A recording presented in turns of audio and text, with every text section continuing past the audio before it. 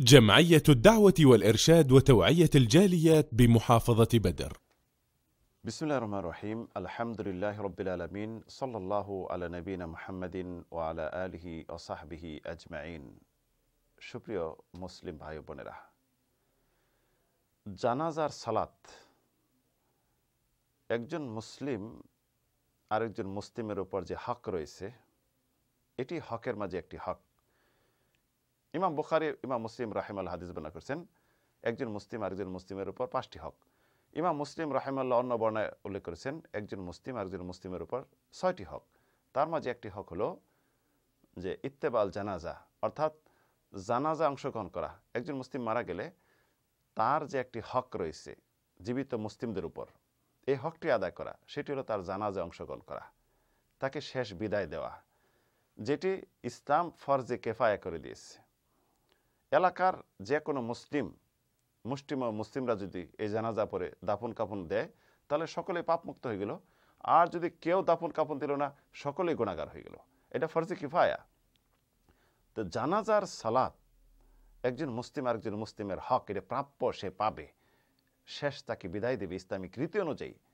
কিন্তু এর মাঝে এমন সওয়াব রয়েছে, এত ফজিলত রয়েছে, আমরা দেখা যায় এটি খেয়ালও করি না, বা আমরা এটা মনেই করি না।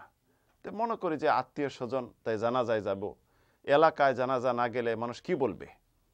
তো যার জন্য দেখা যায় প্রসিদ্ধ ব্যক্তি যারা, তাদের জানাজা অংশগ্রহণ বেশি করে মানুষে, এবং ধনী যারা, তাদের জানাজা অংশগ্রহণ করে বেশি মানুষে। নর্মাল যারা 5 ওয়াক্ত নামাজি মুমিন ব্যক্তি, একদম নিরহ ব্যক্তি, তারা মারা গেলে লোক ডেকেও জানাজার জন্য মুসলিমদেরকে পাওয়া যায় না, আসে না। কেন আসে না?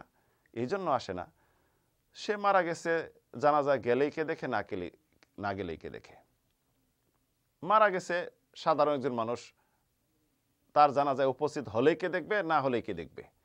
অর্থাৎ এটা এমন হয়ে গেছে যে লোক দেখানো, লোক শোনানো জানাজা সালাতরা। কিন্তু জানাজা সালাত অত্যন্ত ফজিলতপূর্ণ। যদি কেউ জানতো জানাজা সালাতে কি ফজিলত রয়েছে, তাহলে মুসলিম তারা সন্ধান করতো যে কোথায় কোনো মুসলিম মারা গেছে কিনা, সন্ধান করতো জানাজা অংশগ্রহণ করার জন্য, এই সওয়াবটি পাওয়ার জন্য মুসলিম সন্ধান করত। কিন্তু এখন বিপরীত, মুসলিম সন্ধান করা দূরের তো কথা, মাইক দিয়ে ডেকে হেঁকে তারপরেও জানাজায় এত লোক পাওয়া যায় না। তা আসুন জেনে নেই একজন মুসলিম কেন জানাজা সালাত সন্ধান করবে এবং কেন সন্ধান করা উচিত।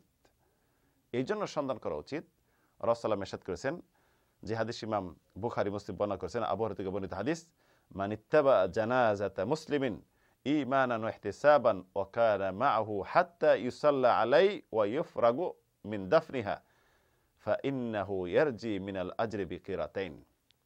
যদি কোনো মুসলিমের জানাজায় মুসলিম অংশগ্রহণ করলো, দাফন কাফনে সে অংশগ্রহণ করলো, শেষ পর্যন্ত সে থাকলো, এই মৃত্যু ব্যক্তিকে শেষ বিদায় দেওয়া পর্যন্ত, কবরে দাফন পর্যন্ত সে 2 কেরাত সওয়াব অর্জন করলো।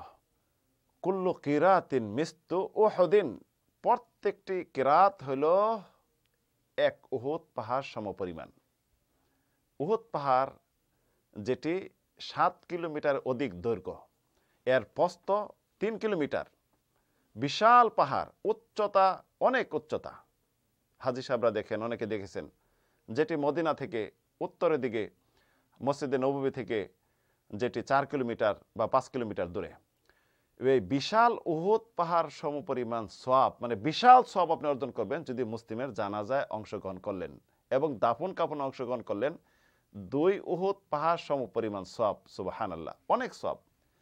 আর যদি কেউ শুধু জানাজা সালাত আদায় করলো, ওয়ামান সাল্লা আলাইহা সুম্মা রাজা কাবলা আন তুদফান ফাইন্নাহু ইয়ারজি বিকিরাত, যদি কেউ শুধু সালাত আদায় করলো, জানাজার দাফন কাফনে অংশগ্রহণ করলো না, সালাত আদায় করে চলে আসলো, জানাজার নামাজ পড়লো, তাহলে সে 1 উহুদ পাহাড় সমপরিমাণ সওয়াব অর্জন করলো। সুবহানাল্লাহ।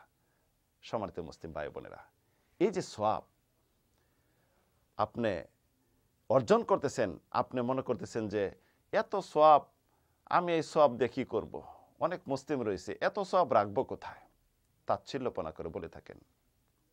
প্রিয় বন্ধু, হাসরের মাঠে কিয়ামতের দিন একটি সওয়াবের জন্য, একটি নেকির জন্য জান্নাত থেকে আপনি বঞ্চিত হচ্ছেন, তখন আপনজন যারা তাদের ধারে ধারে ঘুরবেন একটি সওয়াবের জন্য, তারা আপনার থেকে পালায়ন করবে, বলবে নাফসি নাফসি, আমি আগে নিজে বাঁচি তারপরে তোমাকে দেখব।